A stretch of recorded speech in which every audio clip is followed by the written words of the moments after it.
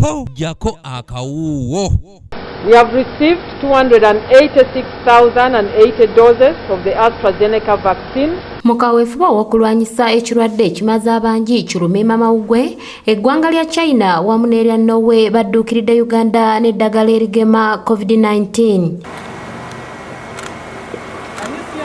Okusinziira ku mubaka wa China mu Uganda, Zhang Zhong agamba nti omukulembeze w'eggwanga lya Yoweri Kaguta Museveni yasinkanamu abakungu okuva mu ggwanga lya China ne basuubiza ddoozi emitwalo 3 ekintu kye batuukiriza olunaku olwaleero.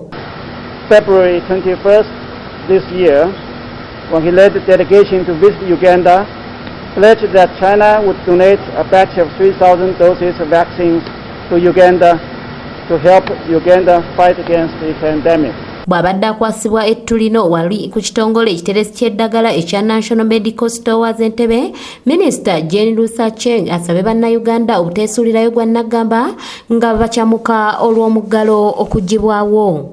My biggest appeal to Ugandans is not to get excited with the lifting or the first lifting of the lockdown, but to begin to work hard towards ensuring that we do not go into a third wave.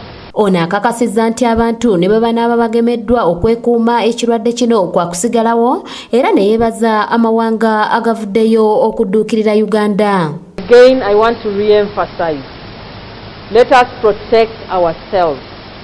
Great day for all of us and Ugandans as we receive the 4th and the 5th batch of COVID-19 vaccines in the country.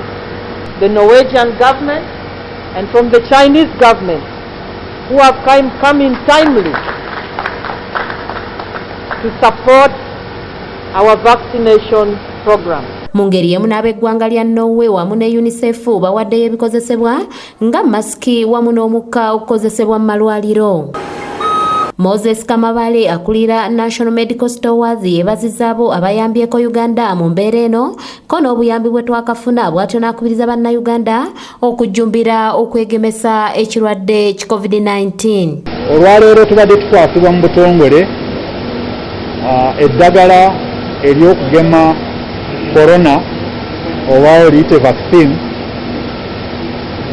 nga liva mu mawanga abiri abajja kuweebwa omukisa ogusooka beebo abamaze okufuna doozi esooka. Kanyike Kevinizi yakusakidde eggulire lino ku lwa ABS Television.